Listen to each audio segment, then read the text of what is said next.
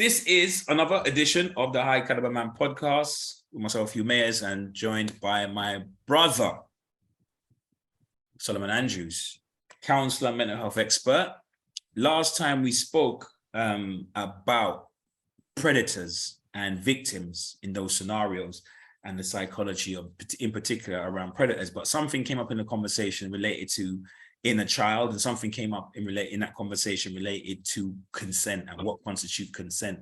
So I wanted to talk to you about the inner child, a bit more about the inner child and how that forms our attitudes as adults, and where the ideas come from, or what kind of schools of thought have influenced this kind of idea of inner child. When you say to the average person inner child, they, oftentimes you see people, that sounds interesting, gets attention, and they genuinely want to know more. It's like one of those kind of pieces of psychology that just appeal to people. It hits a button, it clicks. So could you maybe just say a little bit about what the inner child is?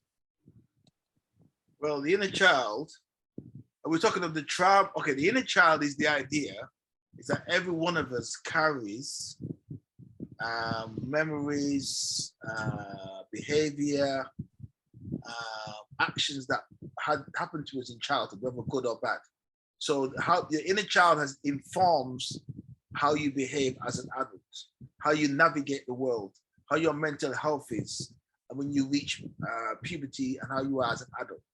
So if you've had a relatively so-called normal, healthy childhood without any serious drama, trauma, or any serious abuse issues, then you have a healthy mental health mechanism of coping with day-to-day stresses of anxieties or any issues that come your way. You're able to deal with them effectively because there's nothing to go back on that damaged you around any particular issue in adulthood.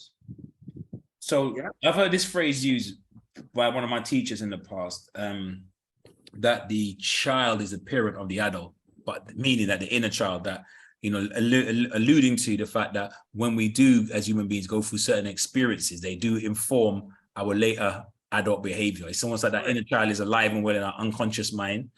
And, yes.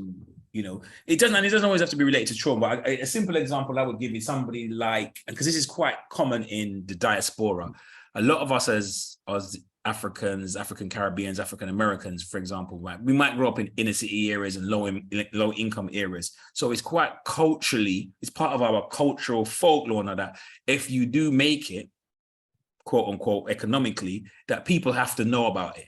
That it's like we have songs where we sing about the brand of our trainers and the brand of our clothing and stuff like that. That no other race really does that. And I think that's talking to the kind of generic inner child that grew up in a kind of state of not having, like the kind of Mayweather rags to riches story. This guy grew up in poverty in Michigan or whatever it is. And so he becomes very successful as a fighter, but he like really plasters his money all over the place. And good luck to him, he earned it the hard way. But, it's very insistent about like my credibility is related to my wealth. It's all my integrity, my humanity, my value as a human being is related to my economic value. And I think that's to do with like a kind of economically challenged inner child.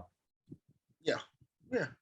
So then let's talk a little bit about people who have been traumatized by neglect or by abuse, not necessarily sexual abuse, because people hear the word abuse and I think they always make that automatic connection, but sometimes neglect, sometimes just verbal abuse, sometimes physical abuse is in being beaten, but not sexual, but physical hardship, and that, but also those who've been sexually maligned when they were underage, that it can make them vulnerable and possibly susceptible to predators because they are carrying shame at times and they're looking to maybe self-soothe or to find some sort of value. And so if somebody shows them a particular interest, it can make them that bit more susceptible.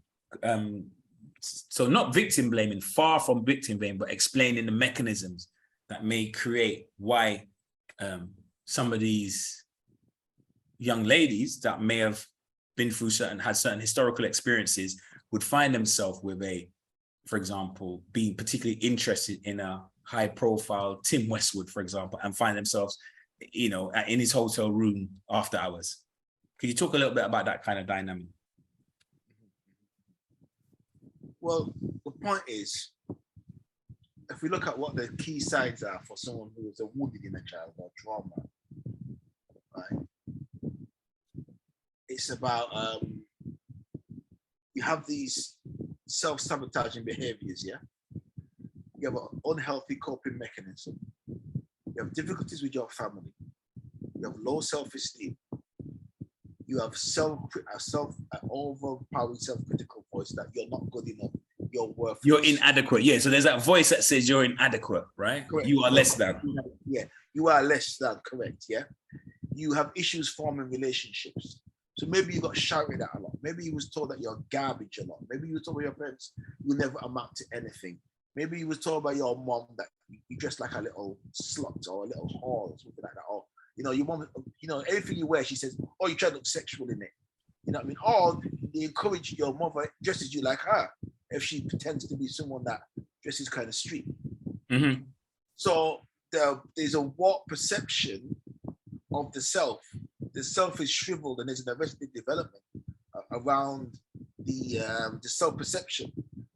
Now, a sexual predator has an ability to hone in on this. Their whole thing is that they want to use sex as a weapon, but they want to be able to dominate. And it's a power issue, because the younger the person is, the more sexually turned on they are, sorry for the graphic language, but they're also able to dominate more. So it's also more about power than anything else. Power. It's not about, yeah. I remember working, when I first started to work in a custodial setting years ago, and that's one of the first things that I was kind of like taught by mental health nurses, because we were talking about sexual offenders that were and said it is not about sex, it is about power and domination. Exactly. And then that kind of makes sense why men that you would think like your Harvey Weinstein or your Robert Kelly or your Tim Westwood, who would have sexual access to willing women, still find themselves foul of the law, because it isn't about the actual sexual gratification in itself. It's more about being able to dominate and about to exercise power. Yes, that's what it's about. That's what it's about. It's to exercise. For example, now we know in R. Kelly's case, from what we know from the court records, and his brother, their older sister used to sexually abuse him and R. Kelly when they were younger, and they would make them do penetrative sex. At some point, the older brother, when the mom would go out to work, the sister would make them do this. I'm not sure if it's a half sister or their full sister, but she would make them engage in full penetrative sex with them.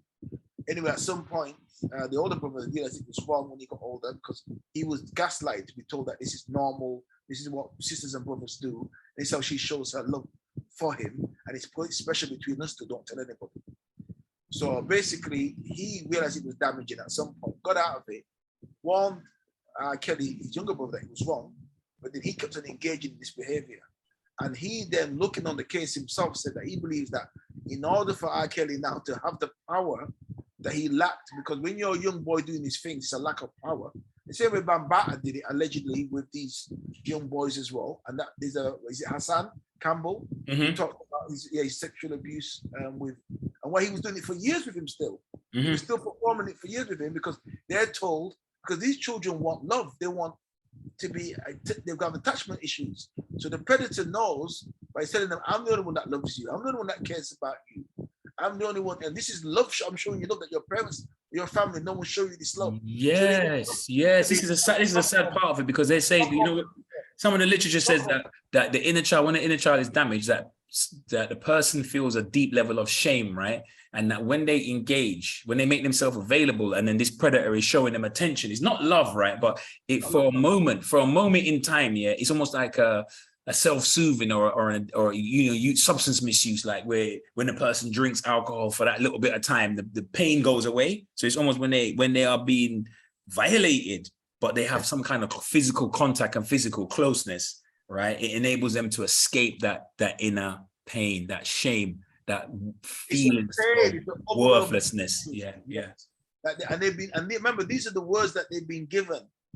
So all these words, when you talk to children, these toxic words you say to them, it's like, oh, you're so stupid. Oh, you're so useless. Very dangerous. Very, very dangerous stuff. Because they go right to the core of the essence of the inner child. So even the guy's 50, 60, 70.